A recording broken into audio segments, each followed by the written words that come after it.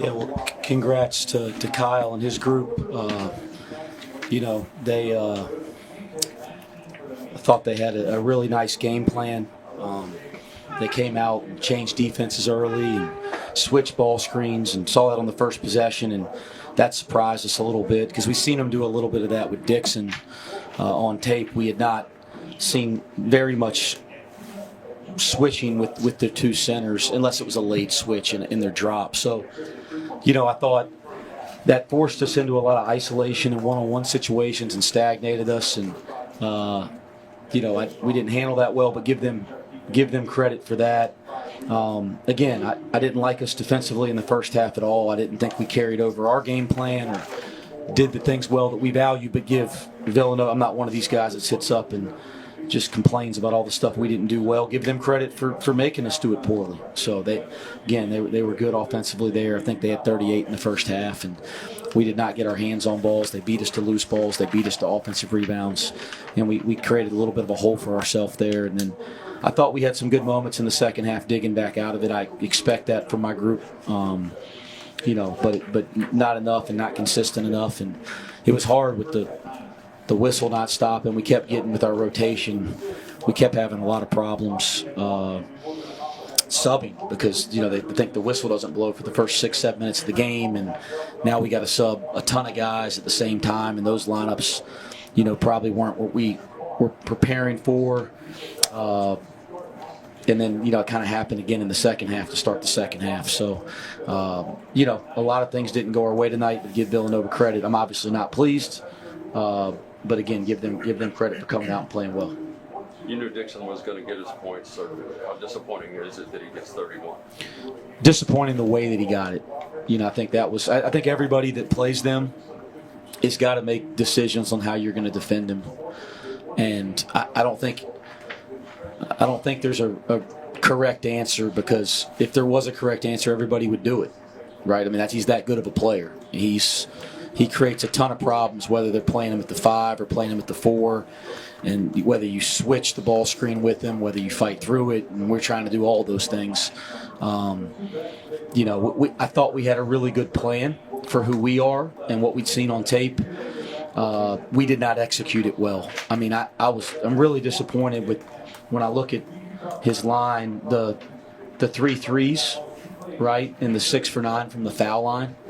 Our goal was to limit that stuff. If he made 8 shots over the top from 5 to 17 feet, we were going to be fine with that over the course of a game. But for him to get 3 off the 3-point line, and then the last 2 were huge, right? And then the times that we fouled him and left our feet, that was really discouraging.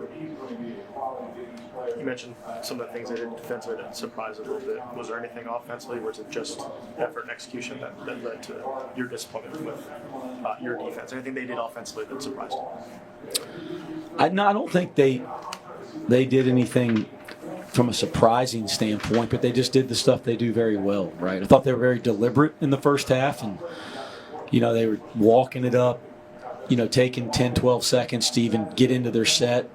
And I thought we don't play that way, so when we practice against each other, I thought that kind of made us be passive and unalert, and that was frustrating. Again, they executed their ball screen actions that kind of start the domino for them offensively well, but I didn't like our ball screen coverage or our ability to communicate. So, but again, I always say give the other team credit. They made the plays, and I certainly was frustrated with some of our stuff, again, especially there in the first half, and that puts us in a different kind of hole. You mentioned that long first segment and the substitution situation. Did you hesitate to put 4 in? I mean, normally you can, but in this game. Yeah, but it wasn't as much, Scott, about it's early in the game. We trust guys, even our young players. We trust them, and we'd like to kind of not mass sub like that, but it's not just the guys you're putting in, it's the guys on the court need to get a breather. Now they've been playing for 7-8 minutes straight, and we need those guys for 40, right? So it was unfortunate, and it was unfortunate that segment didn't work out for us either. I mean, I thought there was some bad stretches there, but I don't think that's on any players. It's just the game goes like that. But I just thought that made it difficult for our rotation, is what I'm saying, not blaming it on that group. Simas, you made some threes late, but it was a struggle for a good part of the game. What were they doing to you? I mean, I was just missing shots. It's nothing extraordinary. I feel like I've been taking those shots the whole season, even when I was making them. And today was just different, so I got to get back in the gym and make sure it doesn't happen again. They had 6 blocks that took you out of a lot of things. Just anything you see that you can do in the paint. No, I give them credit. We probably didn't make as good of decisions as we're capable with the ball downhill. And again,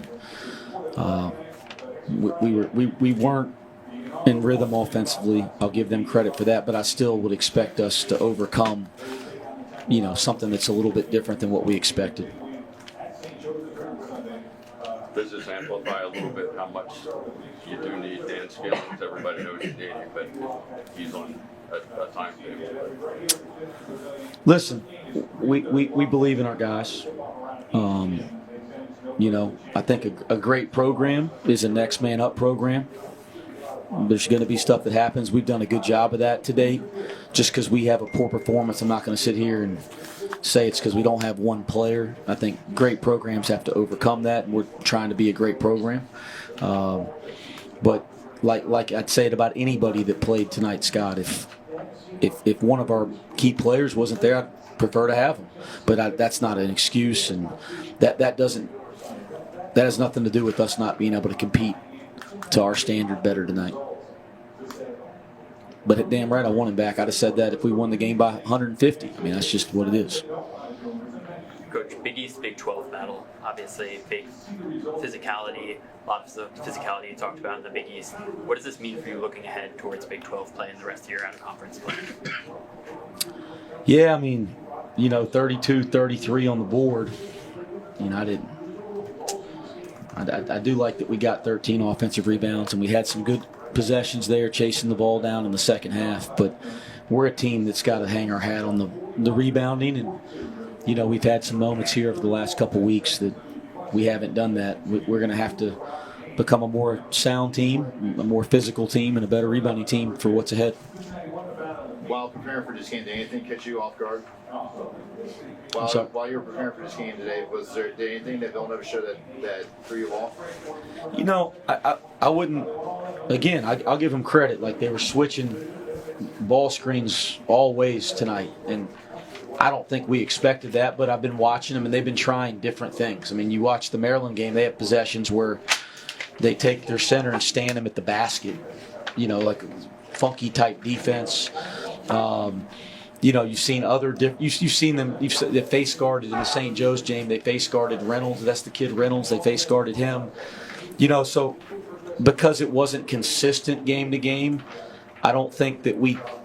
I'm not going to beat crystal ball. Like I'm not in their meetings and in their practices, but we knew they could come out and do something different. So as a staff, we talked about it.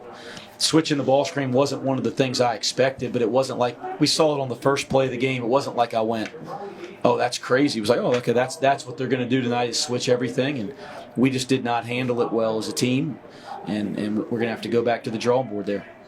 And again, they played 1-2-2, which we knew, and I frustrated about the way we handled that. We covered it, but probably not well enough, and that'll be a look in the mirror thing for me as a coach. And then playing, I knew they might jump into a possession of 2-3. They've done that, but as much as they did in the first half, that was probably a little surprising. But I wasn't worried because I think we're a good team. We're a hard team to zone with our shooting and decision making. So that's the stuff that happened. And give Kyle credit, give his group credit, but it shouldn't affect us to the level it did if you're in my seat. Coach, 6 for 11 from the free throw line tonight, 55%, on the season 59% as a team. What do you think has been the biggest reason for the free throw struggles for Cincinnati this year? I don't know. If I had the answer to that, I'd fix it. But I think our guys are good shooters. It's a limited sample size. Certainly 6 for 11 hurts us tonight, right? I mean, if we're 8, 9, 10 for 11, possession or two different, and in a 2 or 3 possession game most of the second half. So, I don't have a reason. It's not like one guy's missing all of them. You look down tonight, and a lot of 1 for 2, a lot of 0 for 1. We got to get there more to get in rhythm at the free throw line, and we got to shoot them better when we get there. All right, thank you all. Thank you. Thank you. Thanks.